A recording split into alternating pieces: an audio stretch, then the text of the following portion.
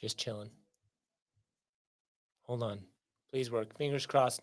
And it worked. Okay.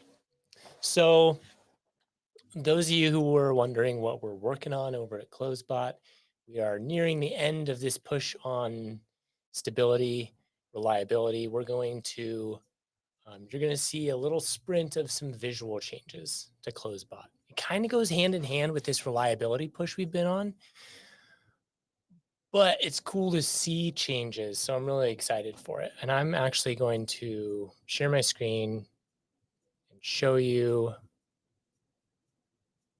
something we're working on. Okay, so this is something that's coming down the line, probably end of this week or beginning, middle of next. We're really pushing for end of this week. Hopefully we can get it done, but we will see. So this is a total revision on the conversations page to bring a lot more detail into the conversation view to try to minimize the number of times you guys have to go into the logs. I've been talking about this for a while, but really excited to show you guys. So first of all, you'll be able to see the channel that messages are coming in from and going out on. You'll be able to see the response time. You'll be able to see icons that tell you what it's working on. Like if it's working on 2 objectives, for example, we'd see 2 of these icons in there. When you hover, it'll show you what those objectives are. I don't know where I can show you that part. But when you hover over these, it'll give you some more information. One that I'm really excited about, finally, we've nailed down knowledge base a lot better, a lot more consistent. It's going to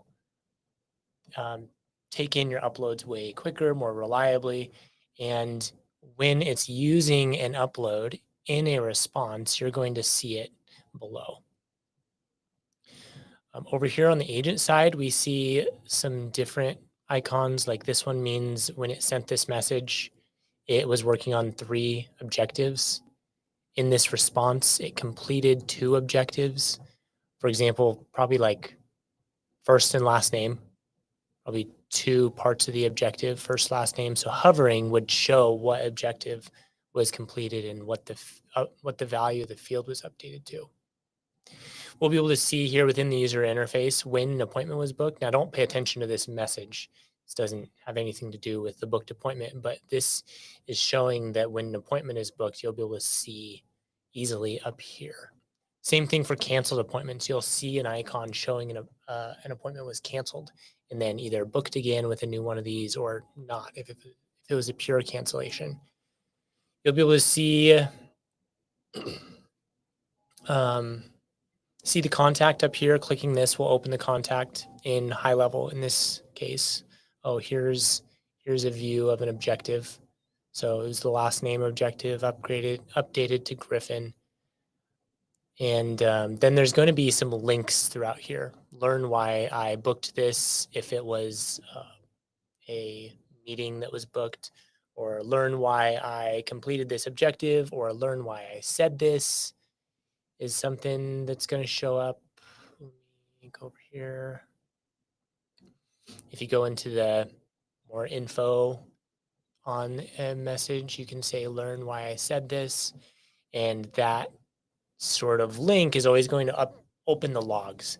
And it's automatically going to open the log that deals with that thing. So learn why I said this, for example, is going to open that AI log showing the exact prompting used to determine that this is what should be said. Then for agencies, we're going to show you a total cost of a message, including Closebot costs and token costs, and then your estimated profit from markup. So we track API costs charged by your AI provider. We track your rebilling rate that you have set up and Closebot costs, and we'll show you your estimated profit per message here as well. We'll also show you the exact time and date it was sent and the version of your build that it was working on.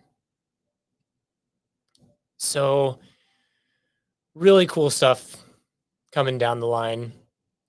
Also, the ability to see here in line when a follow-up is scheduled and then edit when that follow-up is going to be sent or delete it entirely.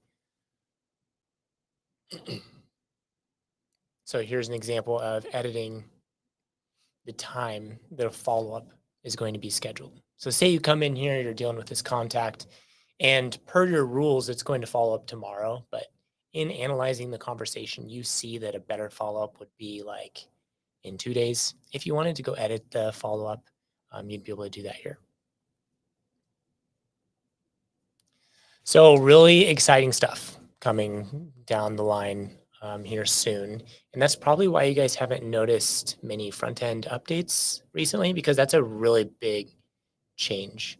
There are other areas of the site that I went through with the team to clean up that should be done by the end of next week. And that's really the foundation for the UI. So I'm so excited to not only get done with a good reliability foundation from the back end and performance perspective, but also the front end perspective, getting everything cleaned up, get the display tight so it makes sense, easy to operate, quick. I want to thank you guys for all the input, not only recently, but in V1. There were things that you wanted so badly in V1, and I kept saying, like, that is a V2 thing. And finally, we're there. Now, I do know as well, let me share another screen.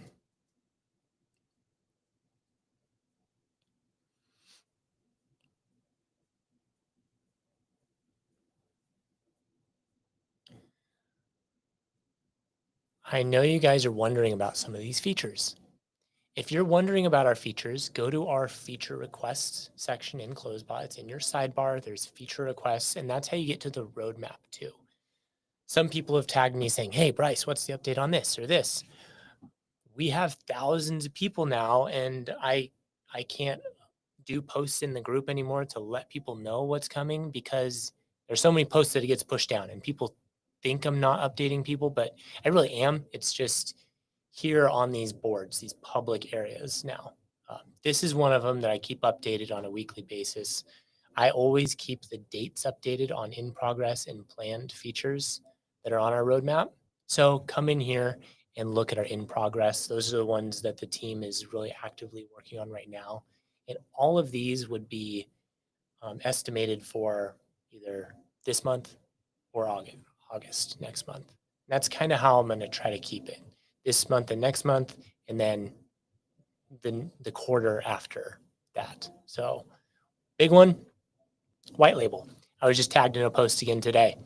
White label first half, so the logo and ability to change the site color before the end of this month. That is in there. Second half, the ability to change your domain, that's next month. And some of you guys have seen me preach about this. The reason why that's taking so long is because we're going to do it right. There were some unknown unknowns that pushed that out, where we had to make a decision. Do we want to do it the right way and make sure our users are safe and protected? That's what we chose. Or do we want to just crank this out quickly and make it seem all happy and fine on the face, but make it not safe on the back end? So doing it the right way, it's going to be safe. And that goes in line with a post I made about a big time player in this space that all of you guys are familiar with, that has some issues with GDPR and HIPAA. And we just don't want to find ourselves in that boat. So you'll notice over here as well, GDPR compliance, something that is relatively easy for us to do, just not a focus right now, but still in progress. So this month or next month, and then HIPAA over here, a little bit more involved, but GDPR is definitely the first step toward HIPAA compliance as well. More custom scenarios is something that's coming before the end of this month. GDPR compliance, probably beginning of next month. Conversation filters will be coming with that new UI update. So you'll not only be able to see on a per source basis where messages are coming from, but also like the latest channel or per persona or other filters if you want to try to find conversations easier. The ability to send messages with a statement action.